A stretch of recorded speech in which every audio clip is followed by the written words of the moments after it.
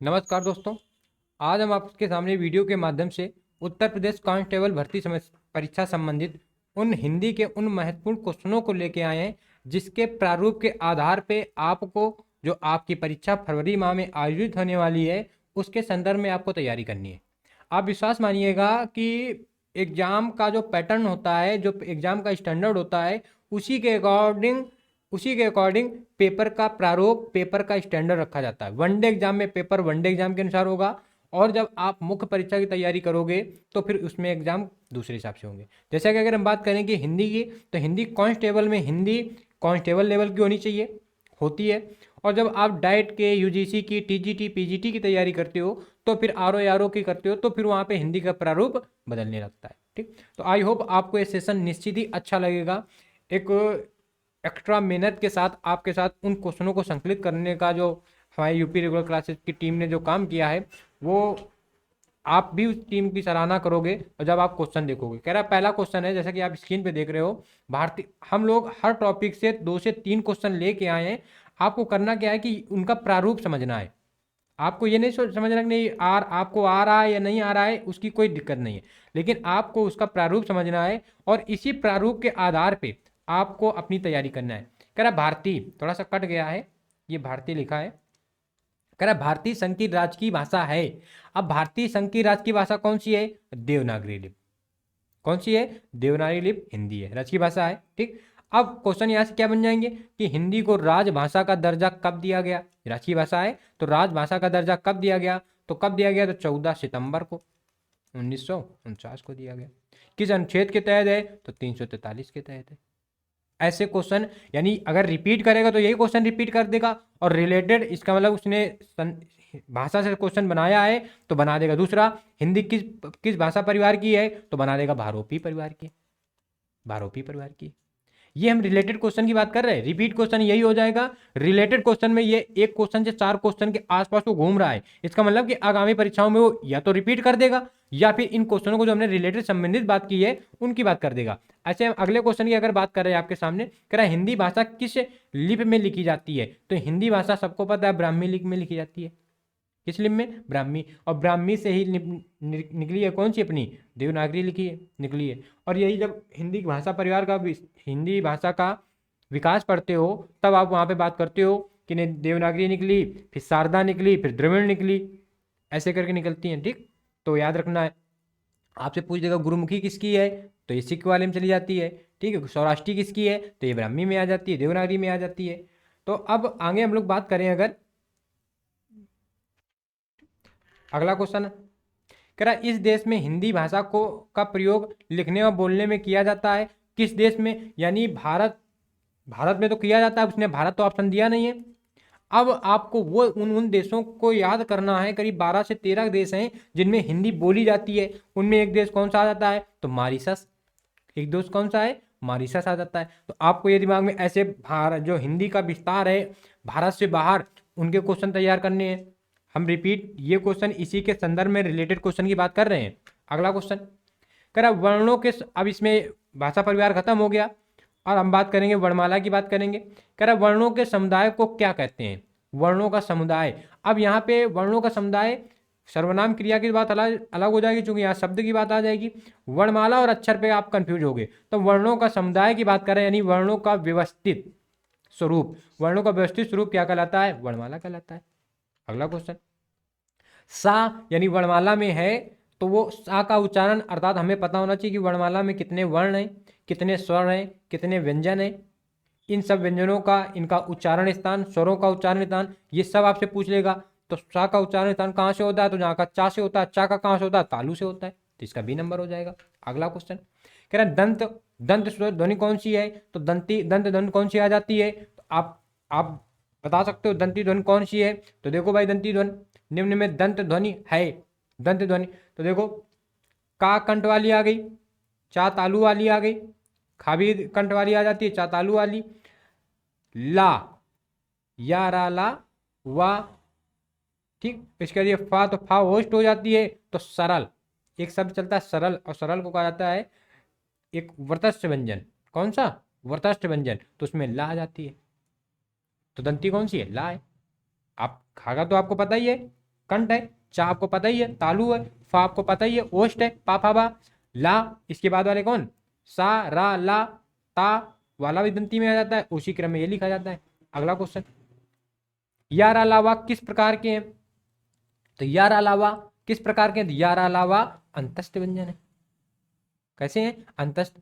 अगर ऊष्म की बात कर दें तो ऊष्म मतलब होता है गर्म, तो ऊष्म में कौन से आ जाते हैं, शा, अब बोलो सा शा शा हा, तो गर्म हवा निकलती है। आप देखोगे शा ऐसे हाथ लगा के बोलोगे तो शा, अब या रा ला वा में ऐसा कुछ नहीं होता, तो अंतस्थ व्यंजन है। ऐसे लॉजिक याद रखना है, ऐसे हम लॉजिक कॉन्सेप्ट की बात करेंगे। अगला स्पर्श, अगर यहीं पे हम बात करते हैं कि स्पर्शी व्यंजन, तो स्पर्शी व्यंजन या स्पर्शी वर्गीय व्यंजन तो कितने होते हैं, 25, यानी का से लेकर मा तक ये स्पर्शी व्यंजन हो जाते हैं। अयोगवा कौन से आ जाते हैं, तो अयोग अंकाह, अयोगवा की बात कर देता है। ठीक, अगले क्वेश्चन, निम्न में कौन सा वर्ण अघोष है, यानी अब हमें सघोष और अघोष भी पता होने चाहिए, सघोष और अघोष भी पता होने चाहिए। अब सघोष अघोष हमें कैसे पता चलेंगे, कि जिन वर्णों के उच्चारण में गूंज होती है वो सघोष, जिनमें गूंज नहीं होती है वो अघोष, जिनमें गूंज नहीं होती है वो अघोष। तो वर्णमाला का पहला और दूसरा, पहली और दूसरी पंक्ति ये होते हैं अघोष, बाकी होते हैं सघोष। तो देखो चा, चा पहली पंक्ति में आ जाता है, ये हो जाएगा अघोष। ज्या भारी लगता है, डा पंचम में आता है, झा चतुर्थी में आता है, तो 3 4 5 ये कैसे होते हैं, सघोष। तो अघोष कौन सा है, ये। अब सघोष अघोष की उसने बात की, इसका मतलब आपको पता होना चाहिए प्राण, यानी महाप्राण और अल्प प्राण, ये कौन से होते हैं, अल्प प्राण। ऐसे क्वेश्चन रिलेटेड कर देगा, रिपीट करेगा तो इन्हीं में रख देगा। अगला क्वेश्चन कह रहा कौन से शब्द में, थोड़ा सा मिस कट गया है, कह रहा कौन से शब्द में रा व्यंजन नहीं है, अर्थात आपको ये बताना है कि रा व्यंजन नहीं है। तो देखो भाई, अगर मात्र की बात करें तो मात्र त्रा बनता है, तरा कैसे बनता है, ता प्लस रा से ता बनता है। ठीक है, क्रा कैसे बनता है, तो का प्लस रा से, आदि का प्लस रा से। ये मूर्धा कैसे बनता है, तो मूर्धा बनता है मुंह और आधिरा और धा से, यानी बाद वाले में आधिरा ये चली जाती है। ठीक, और इसको रेफ कहा जाता है, इस वाली रा को रेप, इसको ड्वार्फ, इसको रेप, इसको ड्वार्फ कहा जाता है। ठीक, यहाँ पे रा पूरी होती है, यहाँ पे रा पूरी होती है, लेकिन इस वाले पे यहाँ रा पूरी होती है, यहाँ रा पूरी होती है, लेकिन इस वाले रा पे आधी होती है रा। तो ये है री, और री मात्र, आप री रा का उच्चारण कर लो, लेकिन ये ऋषि वाली है, ये कैसी है, ऋषि वाली, तो इसमें रा का उच्चारण नहीं है। ऐसे अगले क्वेश्चन की बात करें अगर, कि संज्ञा का भेद नहीं है, यानी अब हमें विकारी शब्द पढ़ने हैं, अविकारी शब्द पढ़ने हैं। विकारी शब्द में कौन कौन से पढ़ने हैं, संज्ञा सर्वनाम विशेषण क्रिया। अविकारी में क्रिया विशेषण संबंध बोधक समुच्चय बोधक विस्मयार्थ बोधक ये पढ़ने हैं। तो अब कह रहा संज्ञा का भेद नहीं है, तो आपको पता होनी संज्ञा का कौन कौन सा भेद होता है। तो संज्ञा का व्यक्तिवाचक होता है, व्यक्तिवाचक संज्ञा होती है, जातवाचक होती है, भाववाचक होती है, द्रव्यवाचक होती है। ठीक, निजवाचक संज्ञा तो नहीं होती। जब निजवाचक संज्ञा नहीं होती तो निजवाचक क्या होता है, तो निजवाचक सर्वनाम होता है, निजवाचक। ठीक, तो ये आंसर हो जाएगा सी नंबर। अगला, निम्न में कौन सी जातवाचक संज्ञा है, कौन सी जातवाचक संज्ञा है, तो कह रहा देखो मजदूर जातवाचक संज्ञा है, यश क्या जातवाचक संज्ञा है, शत्रुता क्या जातवाचक संज्ञा है। ठीक, मजदूर कैसा है, व्यक्तिवाचक संज्ञा हो जाती है। यश कैसा है, भाववाचक संज्ञा। शत्रुता कैसी, भाववाचक। सेना, सेना कैसी हो जाती है, जातवाचक संज्ञा हो जाती है। सेना आ रही है, पुलिस आ रही है, कैसे समुदाय की बात करते हैं, जात की बात, एक जात की बात कर देते हैं। ठीक, अगला क्वेश्चन, निम्न में कौन सा शब्द पुल्लिंग है। अब आपको यानी संज्ञा पढ़नी है, आपको सर्वनाम पढ़ना है, आपको क्रिया पढ़नी है, आपको विशेषण पढ़ना है। ठीक, अब उसमें क्या कर रहा है कि यानी आपको स्त्रीलिंग पुल्लिंग, तो यानी पुल्लिंग पढ़ना है और आपको स्त्रीलिंग पढ़ना है, साथ लिंग पढ़ने हैं आपको, और इसी में आपको वचन के क्वेश्चन भी मिलेंगे, वचन भी पढ़ना है। कह रहा निम्न कौन सा शब्द स्त्रीलिंग पुल्लिंग है। इच्छा होता है कि होती है, होती है। रक्षा की जाती है, राष्ट्र होता है। योग्यता होती है, तो राष्ट्र कैसा है, पुल्लिंग है। ठीक, अगला क्वेश्चन, आचार्य का पुल्लिंग शब्द होगा तो आचार्य, आचार्य कैसा है, यानी आपको याद रखना है कि आचार्य स्त्रीलिंग शब्द है और पुल्लिंग क्या हो जाएगा, आचार, पुल्लिंग हो जाएगा। ठीक, यानी आपको शब्द दे देगा और उस शब्द से आपको कह देगा पुल्लिंग बनाओ, स्त्रीलिंग बनाओ, स्त्रीलिंग बनाओ, पुल्लिंग बनाओ। कभी दे देगा निम्न से कौन सा पुल्लिंग है, कौन सा पुल्लिंग नहीं है, कौन सा स्त्रीलिंग है, कौन सा स्त्रीलिंग नहीं है। नेक्स्ट क्वेश्चन, करेक्ट, कवि शब्द का स्त्रीलिंग रूप होगा कवि, तो आपको पता होना चाहिए कि कवि शब्द का स्त्रीलिंग रूप क्या होगा, तो कवित्री, क्या हो जाएगा, कवित्री यानी सी नंबर। और इसको तो बिल्कुल नहीं छोड़ना, क्योंकि कितने एग्जामों में कितनी ही बार, और अंततः बिहार पुलिस में भी आया है और यूपी पुलिस में भी आया है, क्योंकि नीचे पेज बड़ा हो रहा था तो कटिंग हो गई है उसकी। ठीक, अगला क्वेश्चन कह रहा है निम्न में कौन सा शब्द स्त्रीलिंग है। देखो हमने कहा कि निम्न पूछ लेगा कौन सा पुल्लिंग है कौन सा स्त्रीलिंग है। तो रचना की जाती है, ग्रंथ लिखा जाता है, उपहार दिया जाता है, मस्तक झुकाया जाता है। तो रचना की जाती है यानी इसका डी नंबर हो जाएगा। आप क्रिया का प्रयोग करके स्त्रीलिंग और पुल्लिंग का प्रयोग कर लोगे। ठीक, अगला अगर बात करें, कह रहा निम्नलिखित में से कौन सा शब्द स्त्रीलिंग है। देखो फिर वही बात कर रहा है, कृपा की जाती है, मित्र आता है, त्योहार आते हैं, कार्य होता है, कृपा की जाती है, अर्थात सही क्या हो जाएगा, की जाती है, स्त्रीलिंग, ए नंबर हो जाएगा। अगला यानी आपको संज्ञा सर्वनाम क्रिया विशेषण के बाद लिंग पढ़ने हैं, और आगे आपको क्वेश्चन वचन के मिलेंगे। एक क्वेश्चन कह रहा है कि निम्न में कौन सा शब्द स्त्रीलिंग है। स्त्रीलिंग है, मालिक आया है, पाठक पाठ पढ़ रहा है, काहर पानी भर रहा है, योगिनी योगी का पर्याय, योगी का पुल्लिंग, योगी पुल्लिंग, योगिनी क्या हो जाएगा, स्त्रीलिंग। तो क्या सही हो जाएगा, डी नंबर। और 2018 की 26 अक्टूबर को आया है। ज्यादा आपको लग रहा हो तो आप इसको नेट पे भी सर्च कर सकते हो। अगला क्वेश्चन कह रहा है तपस्वी का, अब आपको बनाना भी आना चाहिए कि पुल्लिंग से स्त्रीलिंग कैसा बनते हैं और स्त्रीलिंग से पुल्लिंग कैसे बनते हैं। तो तपस्वी का क्या होता है, तपस्विनी, तपस्वी का तपस्विनी, उसकी भी बात हम लोग करेंगे जब टॉपिक करेंगे और व्याख्या चर्चा करेंगे, एक विस्तृत चर्चा करेंगे। कह रहा वचन किसका बोध कराता है। तो वचन वस्तु एक होगी या दो होंगी इसका बोध कराता है। तो देखो क्या कह रहा है, प्राणी या वस्तु के एक या अनेक होने का बोध कराता है। बिल्कुल यही सही हो जाएगा, क्योंकि प्राणी वस्तु के एक होने का थोड़ी ना, वो तो एक वचन कराएगा, एक होने का बोध। यहाँ पे केवल वचन की बात कर रहा है, तो वचन एक वचन भी हो सकता है और वचन बहुवचन भी हो सकता है हिंदी में। ठीक, प्राणी या वस्तु के अनेक होने का, केवल अनेक होने का कोई मतलब नहीं, प्राणी या वस्तु के लिंग का नहीं, तो लिंग का कोई मतलब नहीं, ए नंबर सही हो जाएगा। यानी आपको वचन पता होना चाहिए। पुस्तक रखी है, वाक्य में वचन बताना चाहिए, पुस्तक रखी है तो नहीं है, यानी एक वचन है, पुस्तक रखी है। और ठीक, अगला क्या है, निम्न में किसका प्रयोग केवल बहुवचन में होता है। तो केवल, अब आपको नित बहुवचन, नित एक वचन, ये भी पता होने चाहिए, इनसे भी क्वेश्चन बनते हैं। तो जैसे कहा जाता है प्राण दर्शन, प्राण निकल गए, गए, गया नहीं, गए। तो जब बहुवचन की क्रिया का प्रयोग किया जा रहा है तो बहुवचन कौन हो जाएगा, प्राण, और ये नित बहुवचन होता है। दर्शन इसी के साथ एक आ जाता है दर्शन। आंसू, आंसू भी आ जाता है, आंसू निकल गए, आंसू निकल गए। ठीक, तो आपको याद रखना प्राण, और ये कितनी, देखो कितने भी एग्जाम में आया है, कितनी भी बार एग्जाम में आया है। अगला देखो कांस्टेबल भी तो आया ही आया है ये। अगला क्वेश्चन, किस शब्द का प्रयोग सदैव बहुवचन में, हमने प्राण की बात की, हमने दर्शन की बात की, दोनों है। पुलिस में देखो 19 जून को भी आया था और 18 जून को। कभी कभी एग्जाम में क्या होता है, अगर कई शिफ्टों में मामला है तो क्वेश्चन रिपीट हो जाते हैं, क्वेश्चन अक्सर रिपीट हो जाते हैं। क्या शिक्षक का बहुवचन होगा। अब आपको एक वचन तो बहुवचन बनाना आ गया, कुछ ऐसे शब्द होंगे जिनका बहुवचन कुछ अलग टाइप से बनेगा, किसी में वर्ग लगेगा, किसी में वृंद लगेगा, किसी में वर्ग वृंद गण ऐसे लगेंगे। तो शिक्षक क्या होंगे, शिक्षक गण होते हैं, शिक्षक क्या होंगे, शिक्षक गण होते हैं। पंछी वृंद होते हैं, यू वर्ग होता है, युवा वर्ग नहीं होता, यू वर्ग होता है। ठीक, तो ऐसे आपको याद रखना है, वो भी आपको बताया जाएगा कि बहुवचन से एक वचन कैसे बनते हैं, एक वचन से बहुवचन कैसे बनते हैं, और कुछ जो महत्वपूर्ण बनते हैं कि नहीं, इनका कुछ अलग से बनता है तो उनकी भी बात की जाएगी। कह रहा है कि कौन सा, ऐसे भी क्वेश्चन आते हैं कि कौन सा जोड़ा सुमेलित नहीं है बहुवचन एक वचन में। बेटी का बेटियां होता है, डिबिया का डिबिया नहीं होता, डिबिया का डिबियां होता है, तो यही अपना गलत हो जाएगा। श्रोता का श्रोत्रागण होता है, बधू का बधुएं होता है, यानी बाकी सब सही है, कौन सा गलत है, तो ये, लेकिन आंसर क्या सही हो जाएगा, बी नंबर। अगला क्वेश्चन, उसने पत्र लिखा, रेखांकित शब्द का सर्वनाम भेद है। उसने पत्र लिखा, उसने पत्र लिखा, अर्थात ये किसका है, तो ये किसका हो जाता है, ये पुरुषवाचक सर्वनाम का हो जाएगा।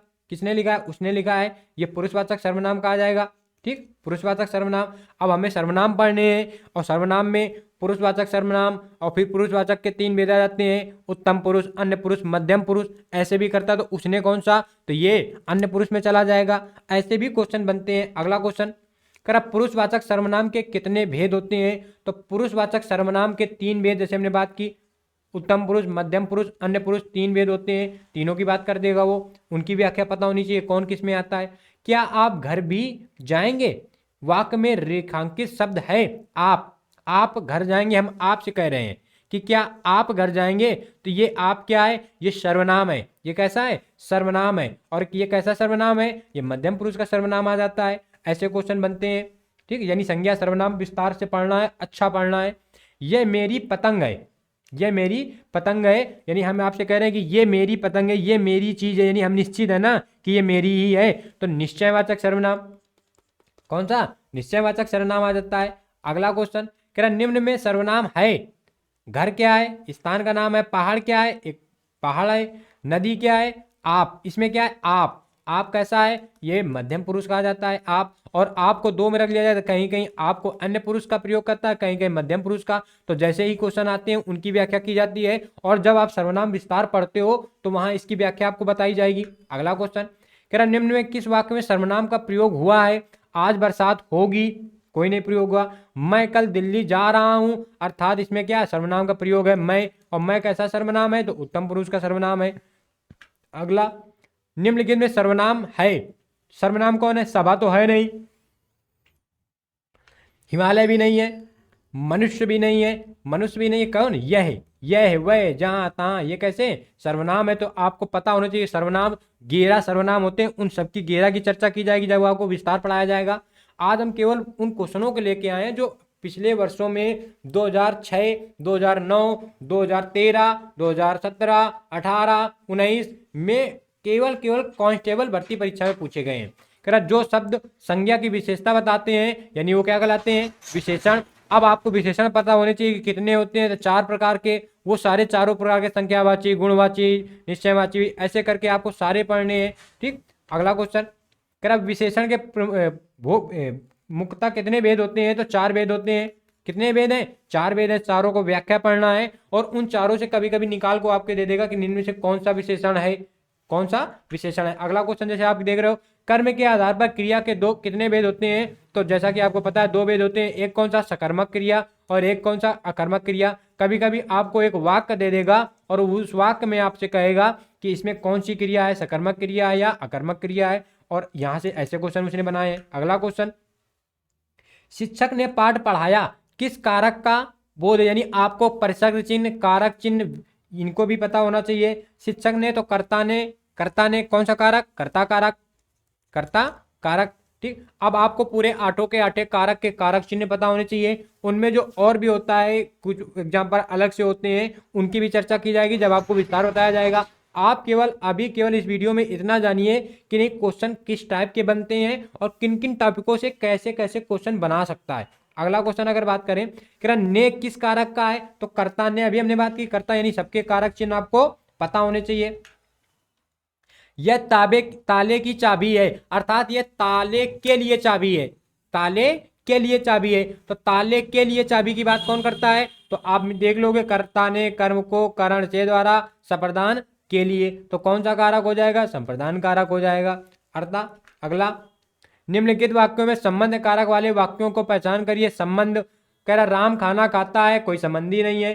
राधा का कुत्ता काकी के नानी ने, काकी के नानी ने, ये किसके संबंध है, ये संबंध कारक चिन्ह के हैं। तो राधा का यानी कुत्ता का संबंध किससे है, राधा से। राम ने रावण को मारा, कर्ता ने कर्म को, यानी यहाँ कौन सा कर्म कारक हो जाएगा।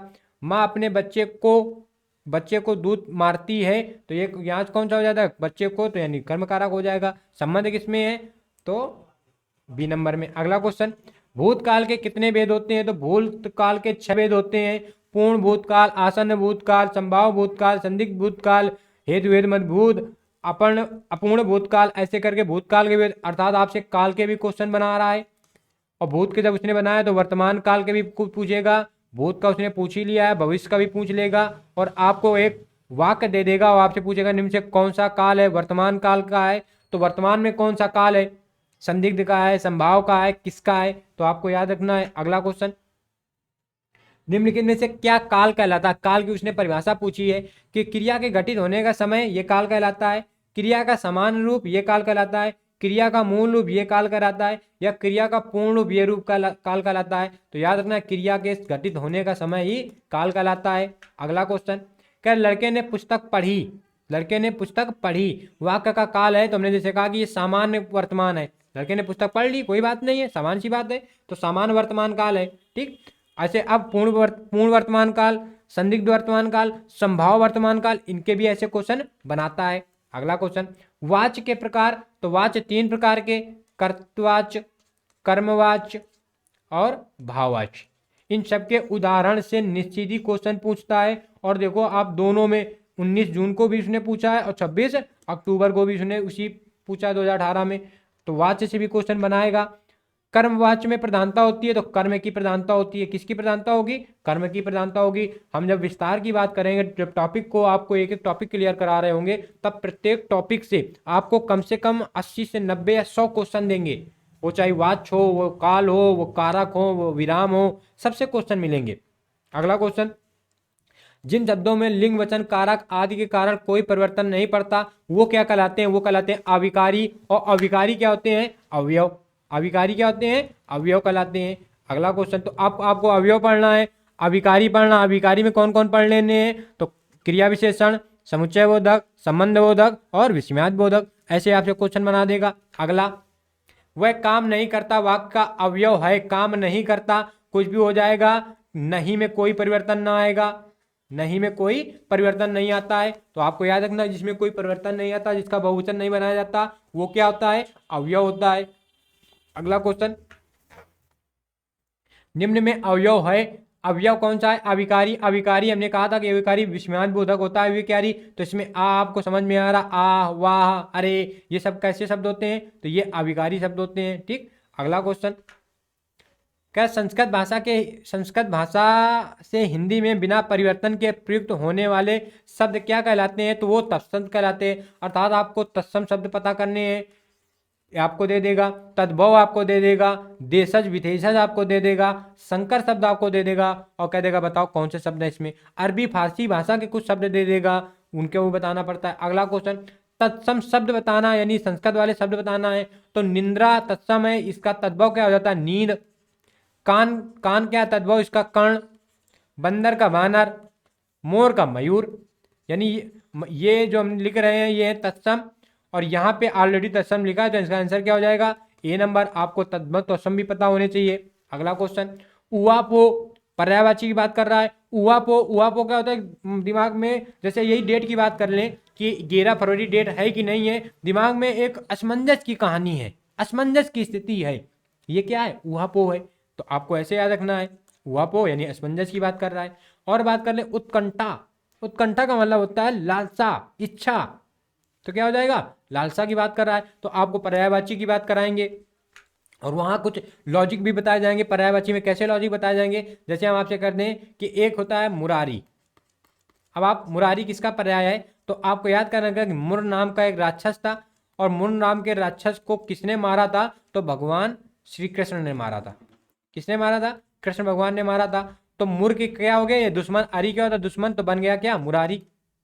क्या हो गया? मुरारी। ठीक, कामांतक, कामांतक, कामांतक, काम यानी कामदेव, और कामदेव का अंत करने वाला कौन था? तो भगवान शिव। कामदेव का अंत करने वाले कौन थे? भगवान शिव। तो ऐसे आपको याद रखना है। अगला क्वेश्चन कह रहा है पर्याय शब्दों को कौन सा समूह सही नहीं? ऐसे क्वेश्चन बहुत बना देता है, हालांकि ये क्वेश्चन आपको सही निकल जाते हैं, लेकिन आपको पर्याय के बारे में पढ़ना होगा। कह रहा कौन सा सही नहीं है? पाठशाला, विद्यालय, स्कूल, बात एक ही है, ये सही है। नारी, महिला, औरत, बात सही है। पहाड़, पर्वत, पुस्तक, पुस्तक और पर्वत और पहाड़ का क्या लॉजिक है? पर्वत और पहाड़ का तो लॉजिक है, पुस्तक का क्या लॉजिक है? तो अर्थात इसका गलत कौन सा है? ये सही कौन? ऑप्शन क्या सही हो जाएगा? C number. आग, अग्नि, अनल, ये किसके हैं? आग के हैं। और अगर होता है अनिल तो ये हो जाता है हवा का। किसका? हवा का। अगला क्वेश्चन, अग्रज, अग्रज का सही विलोम क्या हो जाएगा? अग्र मीन्स पहले, आगे आगे, और जा मीन्स जन्म लेने वाला, तो अग्रज हो गया। तो अनुज, अनु मीन्स क्या होता है? पीछे, और जा मीन्स जन्म लेने वाला, नहीं बाद में जन्म लेने वाला, कौन हो जाएगा? अनुज। तो इसका विलोम क्या हो जाएगा? ए नंबर। अर्थात आपको विलोम शब्द भी पढ़ने हैं, विलोम शब्द भी क्वेश्चन समानता बनाता है, लेकिन आपको पढ़ने पड़ेंगे। अनुकूल, अब आपको हम जब विलोम पढ़ाएंगे तो आपको हम बताएंगे कि सघोष का विलोम, सॉरी, उपसर्ग का विलोम उपसर्ग से, तत्सम का विलोम तत्सम में, तद्भव का विलोम तद्भव में, प्रत्यय का विलोम प्रत्यय में, ऐसे बनाए जाते हैं। तो उपसर्ग क्या है? अनु। तो अब अनु के हिसाब से आप चलोगे तो सकूल, सकूल, अनुकूल और सकूल बात तो एक ही हो गई, ये समानार्थी शब्द आ जाएंगे। तो अनु करना है, विलोम बताना है ना, विलोम। तो अनु यानी चलने वाला साथ, प्रति यानी विपरीत यानी प्रतिकूल, क्या हो जाएगा? प्रतिकूल। तो ऐसे आपको बनाएंगे कि उपसर्ग का विलोम उपसर्ग से बनेगा, अनु उपसर्ग है, प्रति उपसर्ग है। तो अनु का अनु से उपसर्ग का उपसर्ग से, प्रत्यय का प्रत्यय से, तत्सम का तत्सम से, तद्भव का तत्सम तद्भव से। ऐसे कई लॉजिक लेके आएंगे और जिससे क्वेश्चन आपके 70 से 60% आसान हो जाएंगे। अगला क्वेश्चन करा, उत्थान का विलोम उत्थान करना और व्यक्ति का हो जाता है पतन, उत्थान पतन। तो क्या हो जाएगा इसका? पतन हो जाता है। आपको ये तो समानता पता ही होंगे। ठीक, अगला क्वेश्चन, इनमें से सही विलोम शब्द बताना है। कह रहा आदान करना, प्रदान करना, लेन देन करना। प्रदान निदान कोई शब्द ही नहीं होता है, आदान निदान कोई शब्द ही नहीं है, आदान समाधान कोई मतलब नहीं। तो ए नंबर हो जाएगा। ऐसे भी आपको याद रखनी है। अगले क्वेश्चन की बात करें, कह रहा अनेकार्थी शब्द यानी इस शब्द के और क्या क्या अर्थ हो सकते हैं? जैसे अंक, अंक जैसे आप हो, आप अपने घर पे हो तो आप किसी के लड़के हो, बाहर निकलते हो दोस्त हो जाते हो सकता है आप टीचिंग वीचिंग कर रहे हो तो आप टीचर हो जाते हो, और कहीं रिलेशन में जाते हो तो आपका रिश्ता दूसरा हो जाता है, किसी के आप चाचा बन जाते हो। तो ऐसे ही अंक शब्द को किस किस हिस्से में लिया जा सकता है? तो देखो भाई, अंक का मतलब गोद होता है, अंक का मतलब संख्या होती है, अंक सैनी यानी महिला के गोद पर सोने वाला अंक सैनी व्यक्ति कहलाता है, महिला के गोद पे सोने वाला अंक सैनी। तो गोद हो जाएगा, अंक मीन्स संख्या हो जाती है। अंक कितने अंक आए? अंक का मतलब कहते हैं एक अंक खत्म, दो अंक खत्म, यानी अध्याय भी कहा जाता है। तो इसका आंसर क्या हो जाएगा? B number. अगला क्वेश्चन, निम्नलिखित शब्दों में से कौन सा शब्द अनेकार्थी नहीं है, अर्थात अनेकार्थी में प्रयोग नहीं किया जाता है? तो कनक तो आपको पता ही है, कनक क्या है? तो कनक का एक तो सोना हो जाता है, एक धतूरा हो जाता है। महावीर जो वीर है, हनुमान जी की बात कर देता है, महावीर की बात कर देता है, बलवीर की बात कर देता है, अनंत की बात करता है, व्योम की, विष्णु की, ये अनंत है। हत्या का कोई विलोम हत्या का कोई अनेकार्थी शब्द नहीं होता। तो आप इसको नहीं कर सकते, तो इसका आंसर क्या हो जाता है? डी नंबर हो जाता है। अगले क्वेश्चन की बात करें, जिनका संबंध अध्यात्म से हो ऐसे व्यक्ति, यानी अब यहाँ पे क्या है, वो अनेक शब्दों के एक शब्द, यानी जिसका सब संबंध अध्यात्म से है तो आध्यात्मिक। अब इसमें प्रत्यय क्या लगा? इक, और इक का जो अर्थ होता है इक, ऐसे करके प्रत्यय जब बात करेंगे तो हम 7 प्रत्यय बताएंगे, और उसमें क्या होता है, इनको अपत्यवाचक प्रत्यय या संबंध बोधक प्रत्यय। तो अब किसका संबंध हो गया, किसका? अध्यात्म से, तो संबंध बोधक कोई ना कोई प्रत्यय लगेगा, तो अध्यात्म लगा दिया, एक लगा दिया तो आध्यात्मिक बन गया। ऐसे लॉजिकली आपको बताएंगे, कॉन्सेप्ट पे बताएंगे, रटने का कोई जरूरत ना पड़ेगी। हिंदी आप एक बार पढ़ोगे आपको मजा आ जाएगी। अगला क्वेश्चन कह रहा अपने जीवन पर स्वयं लिखी गई कविता क्या कहलाती है? तो आत्मकथा। दूसरा कोई लिखता है तो जीवनी, खुद लिख रहे हैं आत्मकथा। अगला, लोकोक्ति का समान अर्थ है। पहले तो याद रखना है कि लोकोक्ति वो होते हैं जिनके बाद में ना आएगा, एक वाक्य लिखे होंगे उसमें ना आएगा तो लोकोक्ति है, और ना आएगा तो वो मुहावरों में चले जाते हैं। क्योंकि इनमें कभी कभी अंतर पूछ लेगा कि कौन सी लोकोक्तियां हैं, कौन से मुहावरे हैं। तो जिनमें ना आ जाए तो उनको लोकोक्ति बता देना, बाकी वाले मुहावरे। कह रहा लोकोक्ति का मतलब क्या है? तो लोकोक्ति को आप संधि विच्छेद से अलग कर लोगे, लोक धन उक्ति, तो लोक की उक्ति, अर्थात ए नंबर सही हो जाएगा, बाकी कोई मतलब नहीं। बहुत दिनों बाद दिखना, बहुत दिनों बाद दिखना अर्थात ईद का चांद हो जाना। एक शब्द, अनेक शब्दों के एक शब्द की बात कर रहा है। ठीक, अब अगला क्वेश्चन, चौथ का चंदा। चौथ, चौथ क्या होता है? जब किसी कोई व्यक्ति खत्म हो जाता है तो चौथा किया जाता है, कोई व्यक्ति खत्म हो जाता है चौथा किया जाता है। तो यानी चौथ का चंदा करें यानी अशुभ काम ही तो है।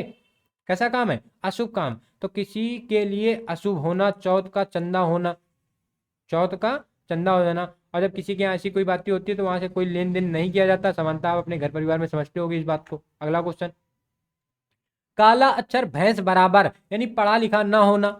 ऐसे भी आते हैं क्वेश्चन। ठीक, अगला क्वेश्चन, और ये क्वेश्चन जरा से आपका पैसेंस गड़बड़ाया, जरा सा आपका कॉन्फिडेंस लो हुआ, आपके क्वेश्चन खत्म। क्योंकि कभी कभी और इन्हीं से मेरिट क्लियर होती है, इन्हीं से मेरिट बनती है। क्योंकि एक समान क्वेश्चन तो हर लड़का कर लेगा, तैयारी करने वाला समान सा, कि अगर 300 का पेपर आ रहा है, 300 अंकों का 150 क्वेश्चन आ रहे, तो उसमें आप ये मानिए कि 150 के आसपास तो तैयारी करने वाला कर ही लेगा। और अगर 25 लाख 30 लाख फॉर्म पढ़ रहे हैं तो आप ये मानिए कि कम से कम 60,000 अगर वैकेंसी है तो अगर लाख, 1.25 लाख, 2 लाख लड़का पढ़ने वाला नहीं है, ज़्यादा ही है। क्या उसको ये नहीं पता कि काला अक्षर भैंस बराबर? अगर वहां उसका मामला बिगड़ गया, काला अक्षर भैंस बराबर ज्यादा सोच गया, तो कह देगा मूर्ख होना, कि भैंस के आगे बीन बाजे, भैंस कहीं पक रहा है, मूर्ख होना कह देगा, पढ़ा लिखा ना होना कह देगा। ठीक, तो ऐसा नहीं, पढ़ा लिखा ना होना ये सही है, पढ़ा लिखा होना इस गलत है, विद्वान होना ये गलत है, मूर्ख होना तो बिल्कुल ही गलत है।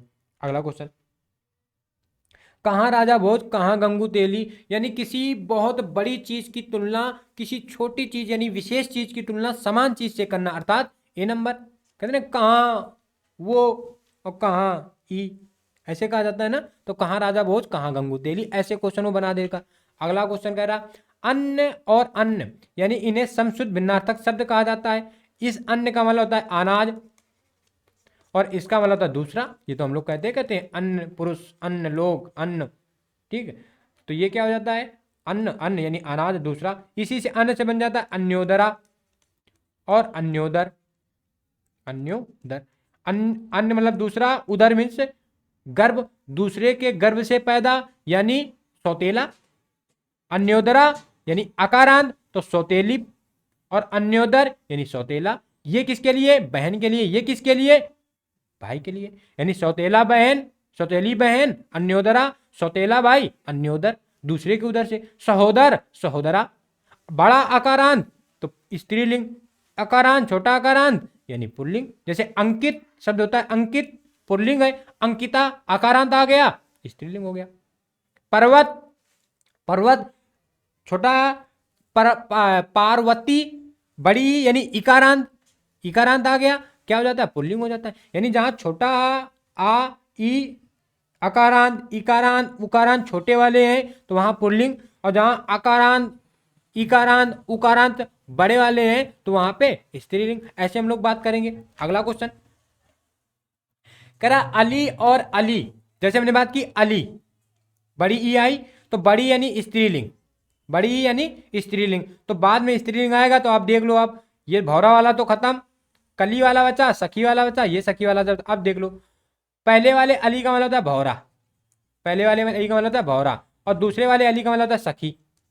तो भौरा और सखी, भौरा और सखी यानी कौन हो जाएगा? B number. अगला क्वेश्चन अनु उपसर्ग से बना शब्द है, तो अनु उपसर्ग से बना शब्द है अनुपमा, अनुपमा। ठीक है, अनुपमा बना है। ठीक, अगला कह निर्गुण शब्द में उपसर्ग है, निर्गुण में कौन सा उपसर्ग है? तो निर्गुण में निरुपसर्ग है। कौन सा उपसर्ग है? निरुपसर्ग है। ठीक, और अगर इसको थोड़ा सा और सही कर दें तो यहाँ पे ऐसे निर ये होना चाहिए या फिर नी ये होना चाहिए, क्योंकि जब हम विसर्ग संधि की बात करेंगे, विसर्ग विसर्ग संधि की बात करेंगे तो वहां पे हम इसकी बात करेंगे कि जब बाद में सगोश अघोष आ जाते हैं तो विसर्ग का रा हो जाता है। तो आप यहाँ पे हलंत की बात कर रहा होगा लेकिन मिस स्पेल्ड हो गई है, तो आपको याद रखना है। ठीक, अगला क्वेश्चन कह रहा निर्गुण में कौन सा उपसर्ग है? तो इसमें केवल नी उपसर्ग आ जाएगा, यानी हम उपसर्ग की बात करेंगे, प्रत्यय की बात करेंगे, हिंदी के उपसर्गों की बात करेंगे, और अरबी फारसी के उपसर्गों की बात करेंगे, संस्कृत के उपसर्गों की बात करेंगे, जिनसे निश्चित ही क्वेश्चन बनते हैं। ठीक, अगला मिलाप शब्द में कौन सा प्रत्यय है? क्या जैसे मिलाप शब्द में कौन सा प्रत्यय है? अब प्रत्यय को जब अलग किया जाता है तो आपको याद रखना कि वो एक मूल शब्द होना चाहिए। जैसे कहते मिल और आप, इसका अर्थ कुछ ना हो तो ना हो चलेगा प्रत्यय का, लेकिन जो जिस शब्द से अलग हो रहा है उस मूल शब्द का अर्थ होना चाहिए। और अगर हमने कर दिया इसमें प्रत्यय तो आप हो गया, अगर हम जैसे कहते हैं लाप, तो ऐसे क्या कोई मी शब्द होता है? ऐसे कोई क्या मी शब्द होता है? नहीं होता है। तो आपको याद रखना है कि मिल क्या है? ये आगे का मूल शब्द है। मिल तो प्रत्यय हो ही नहीं सकता, प्रत्यय क्या हो जो मूल शब्द के अंत में जुड़ते हैं, उपसर्ग क्या होते हैं जो पहले जुड़ते हैं। ऐसे भी कभी कभी उसने पूछा है, आगे क्वेश्चन आपको मिलेंगे कि उपसर्गों का प्रयोग किया जाता है शब्द के पहले शब्द के बाद में, दोनों कहीं नहीं। आप भी को याद रखना है। ठीक, अगला क्वेश्चन, तो इसका आंसर क्या हो जाएगा? तो इसका आंसर आपको याद रखना बी नंबर, यानी आप उपसर्ग है, प्रत्यय सॉरी। घबराहट में, तो घबराहट में आहट प्रत्यय है। कौन सा प्रत्यय है? आहट प्रत्यय। ठीक है, घबराहट में कौन सा प्रत्यय है? आहट प्रत्यय। अगला वैज्ञानिक शब्द में प्रत्यय, अब जैसे हमने बात की थी कि जिसको अध्यात्म में पकड़ हो, जिसका अध्यात्म से संबंध हो, आध्यात्मिक होता है, और जिसकी विज्ञान में पकड़ हो, जिसकी विज्ञान में पकड़, वो क्या हो जाएगा, वैज्ञानिक। तो विज्ञान में पकड़ वाला प्रत्यय लगा दिया इक, वैज्ञानिक यानी विज्ञान से संबंधित। तो इक कैसा प्रत्यय है, संबंध बोधक प्रत्यय है या अपत्यवाचक प्रत्यय है, याद रहेगा। तो कौन सा, छोटी ई, वो भी क्योंकि ना में छोटी ई आई है, छोटी ई। ठीक, ऐसे बहुत से बनते हैं। जैसे समाज, और समाज में जोड़ दोगे तो बन जाता सामाजिक। जैसे होता है नगर, और नगर में जोड़ता है, नगर से संबंधित कौन होगा, नागरिक, नगर से संबंधित नागरिक, याद रहोगे। अगला क्वेश्चन, जैसा कह रहा है कि स्वर संधि, अब संधियों के बाद आगे, स्वर संधि में किसका मेल होता है, तो स्वर संधि में केवल केवल स्वरों का मेल होता है। किसका मेल होता है, स्वरों का मेल होता है। ठीक, व्यंजनों में व्यंजनिक मेल होगा, एक तरफ व्यंजन होंगे, दोनों तरफ हो सकता है व्यंजन हो, नहीं तो एक तरफ तो व्यंजन होगा होगा। स्वरों में क्या है कि दोनों तरफ स्वर ही होंगे, तभी निर्माण होगा। तब हम जब संधि की बात करेंगे तो वहां भी बात करेंगे, स्वर संधि के प्रकार की बात करेंगे। व्यंजन संधि यदि पढ़ लोगे तो व्यंजन संधि से 60 से 70% आपकी वर्तनियां कंप्लीट हो जाएंगी, वर्तनियां, तो आपको वहां बात करेंगे। अगला क्वेश्चन कह रहा है कि निधन चेष्ट, ये विसर्ग संधि का उदाहरण है, और आपको याद रखना है, जैसे का जाए, शा जाए, ता जाए, पा जाए, तो उन्हीं के संबंधित पहला वाला सा क्या आ जाता है, इसके बीच में आ जाएगा, जिससे हो जाएगा निश्चेष्ट। जैसे शब्द होता है निधन शुल्क, तो मूल इसे लिखा क्या जाता है, निशुल्क, ऐसे लिखा जाता है निशुल्क। जैसे एक शब्द होता है, अगले क्वेश्चन की हम लोग बात करें, कह रहा है कि जैसा कि आप देख रहे हो कि समास के पदों को अलग करने को क्या कहा जाता है, यानी समास को अलग करना, समास है उसके पदों को, जैसे हमने लिखा, उदाहरण देके समझाएंगे आपको। जैसे हमने लिखा राजपुत्र, ये समास है, तत्पुरुष समास है, तो इसको कह देंगे राजा का पुत्र। तो यानी समास के पद को अलग अलग कर दिया, इसको क्या कहा गया, तो सामासिक विग्रह। क्या कहा जाता है, विग्रह। और सामासिक विग्रह को एक करना ही क्या कहलाता है, समास। तो इसका आंसर क्या हो जाएगा, सी। और देखो पूछा भी गया है। ठीक, ऐसे ही अब समास से क्वेश्चन कैसे बनते हैं आप देखोगे। पहला क्वेश्चन कह रहा, भीष्म पितामह ने आजीवन शादी न की, आजीवन। अब आप देखोगे कि आ यानी बड़ा आ है, तो दिमाग में आपको आना चाहिए कि ये हिंदी का उपसर्ग है। किसका उपसर्ग है, हिंदी का। और उपसर्ग से किस समास का निर्माण होता है, तो हमेशा हमेशा अव्ययी भाव समास का निर्माण होता है। किससे, उपसर्ग से निर्माण होता है। ठीक, और इसका प्रथम पद प्रधान रहता है। अगला, जब समास का व्याख्या करेंगे, समास के विस्तार की बात करेंगे, वहां आपको 20 मिनट 25 मिनट में तो पूरा समास आपका हम खत्म करेंगे, लेकिन आप ये मानिएगा कम से कम आपको हम 250 से 300 प्रैक्टिस कराएंगे समास से, आपका कॉन्फिडेंस लेवल अलग ही होगा एग्जाम में। अगला, साहित्य में रस का कौन सा,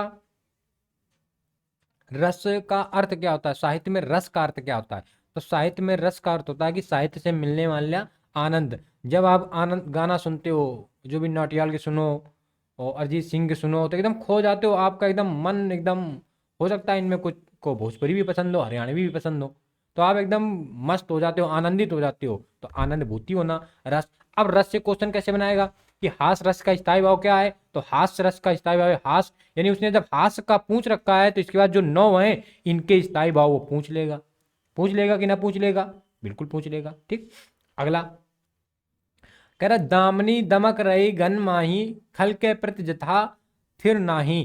कह रहा इसमें कौन सा छंद है, अब छंद में आपको पढ़ना होगा दोवा, सोटा, चौपाई, बैरवा, ठीक, गीत का, हर गीत का, ये पढ़ने होंगे। इनके सबकी मात्राएं पता होनी चाहिए, मात्राएं पता होनी चाहिए। अगर हम बात कर लें इसमें कि दामनी दमक रही घन माही, खल के प्रति जथा थिर नाही, ये चौपाई है, चौपाई। और जब आप आखंड रामायण पढ़ते हो तो उसमें चौपाई आ जाती है। ठीक, तो चौपाई जोड़ दोगे, 24 मात्राएं होनी चाहिए, जब आप इसमें जोड़ोगे तो 24 मात्राएं निकल के आएंगी, तो सी नंबर। कभी कभी आपको पढ़ने की लय से पता चल जाएगा। जैसे अगर हम बात करें दोहे की बात कर दें, तो दोहे के जैसे जैसे आप पढ़ते हो उसका तुरंत पता चल जाता है कि नहीं ये दोहा होगा, लय पे बात पता चल जाती है।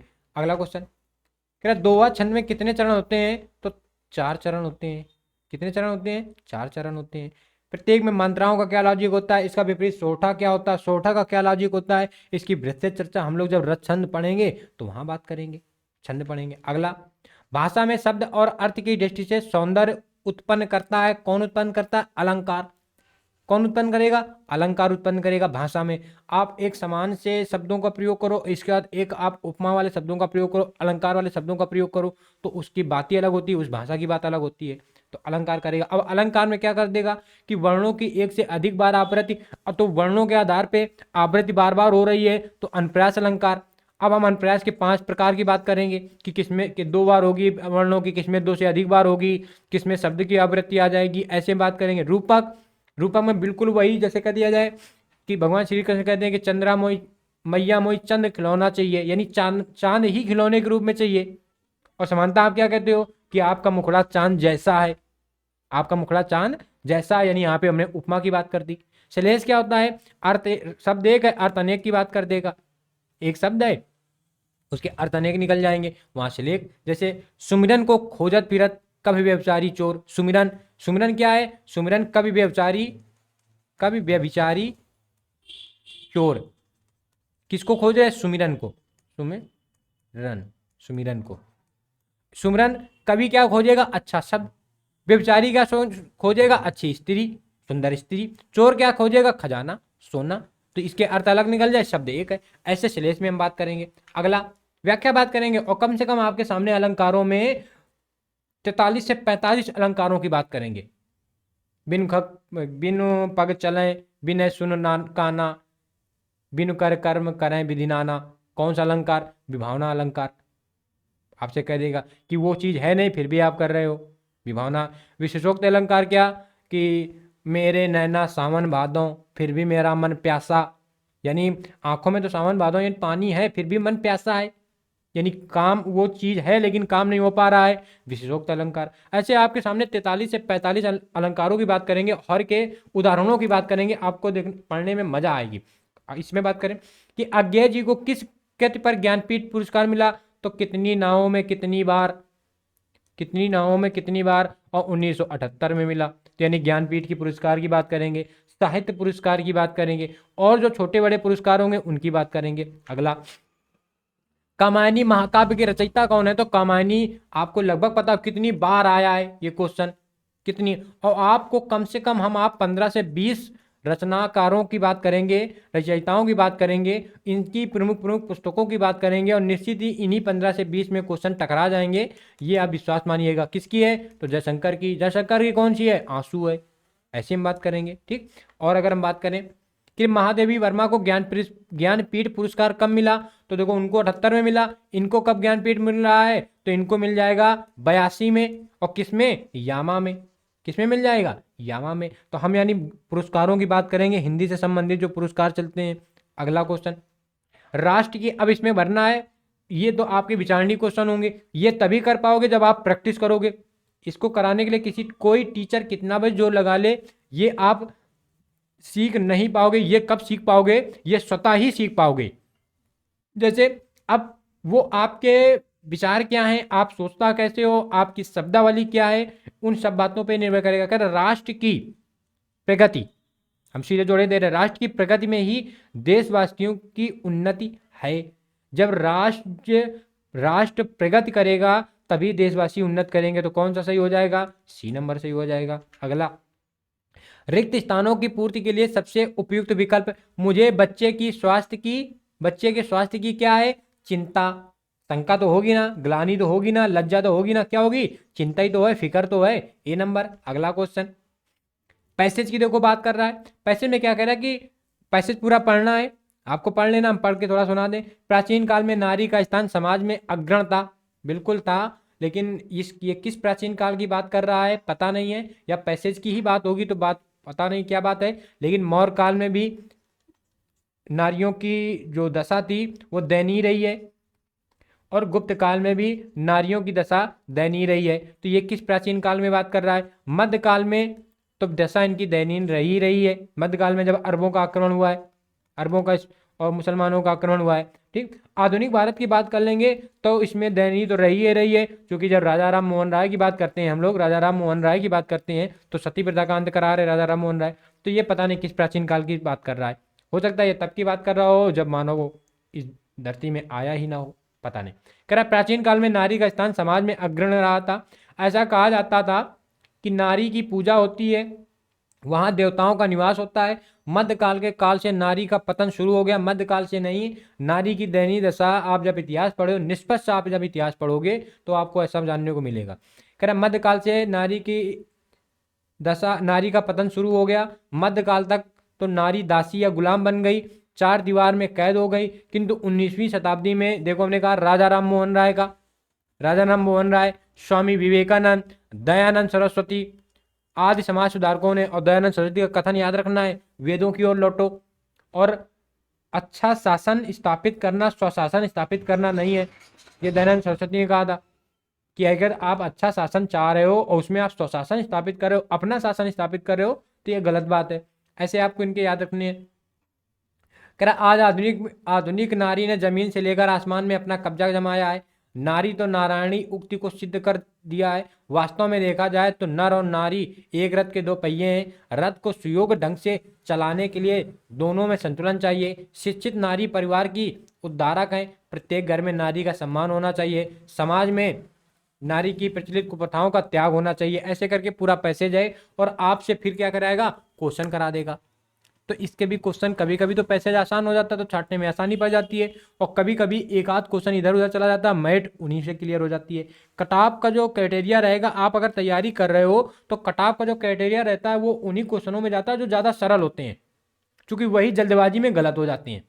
और फिर आके हम घर पे ऐसे माथा पटकते हैं कि बताओ ये कर। कभी कभी क्या होता है, ऑफलाइन पेपर है, हम पेज पलटा रहे होते हैं, पेज पलटा रहे होते हैं, या तो दो के जो दो पेज आ गए, हम समझ ना पाए, दो चले गए और ओब्लिक करना शुरू कर दिए, तो उस चक्कर में एक दो गलत हो जाते हैं कि हमें करना था 7वां 8वां और हम करने लगे सीधे 12वां 15वां आंसर। या कभी कभी क्या होता है कि एक तरफ इंग्लिश एक तरफ हिंदी लिखी होती है क्वेश्चनों में, और जब हिंदी वाला आता है, हिंदी वाला, तो दोनों तरफ हिंदी हिंदी लिखी होती है, दोनों तरफ हिंदी हिंदी लिखी होती है। तो हमें क्या लगा करता है कि नहीं एक तरफ इंग्लिश ही लिखी है, लॉजिकली बता रहे। ये आपके साथ भ्रम होता है, ऐसा नहीं है कि नहीं होता है, सबके साथ ना होता होगा लेकिन सबके साथ हुआ होगा, इस बात का दावा है। तो वो क्या होता है कि एक माइंड में थीम बन जाती है कि नहीं एक तरफ एक तरफ एक तरफ, तो हम लोग एक तरफ ही पढ़ना शुरू कर देते हैं। उस चक्कर में कभी कभी 3-4 क्वेश्चन को हम खा जाते हैं। तो आपको पेशेंस रखना है, और आपने जो अगर इन क्वेश्चनों को पूरा किया है तो निश्चित ही आपको ये लगेगा कि हिंदी में आप बेस्ट स्कोर कर सकते हो। बस आपको क्या है कि यदि आपने UP regular classes channel, YouTube channel subscribe नहीं किया है तो सब्सक्राइब कर लीजिएगा। और कभी कभी आपने सब्सक्राइब कर रखा है लेकिन बेल आइकन ऑन नहीं है, आप उसमें देखोगे अपने बेल आइकन पे, यदि वो जो घंटी बनी है वो ब्लैक कलर की नहीं है, उसमें क्रॉस का निशान बना है, तो आप बेल आइकन ऑन नहीं है, जिससे हमारी नोटिफिकेशन आपको समय पर न मिल पाएगी। और समय पर न मिल पाएगी तो आप सिलेक्शन से कहीं ना कहीं थोड़ा सा वंचित हो जाओगे, क्योंकि हिंदी की जो बेस्ट स्ट्रेटजी और बेस्ट मैटर बेस्ट कंटेंट के साथ आपके सामने यूपी रेगुलर क्लासेस उपस्थित हो रहा है। ये आपको 37 से 38 क्वेश्चनों में 34 से प्लस क्वेश्चन कराने की गारंटी देगा। और आप इसकी क्लिप काट के रख लीजिएगा, जब जिस दिन एग्जाम दे के आप वापस आओगे, आप इसी चैनल के प्लेलिस्ट पे जाओगे, हिंदी के उन सारे क्वेश्चनों को करोगे। वैसे हम खुद ही कराएंगे, प्रत्येक क्वेश्चन को अपने ही चैनल से निकाल निकाल के 33 से 34 क्वेश्चन आपको दिखाएंगे कि ये देखो क्वेश्चन जो हमने पढ़ाए थे। आई होप आपको ये सेशन अच्छा लगा होगा। मिलते हैं नेक्स्ट वीडियो पे, तब तक के लिए नमस्कार, जय हिंद, वंदे मातरम।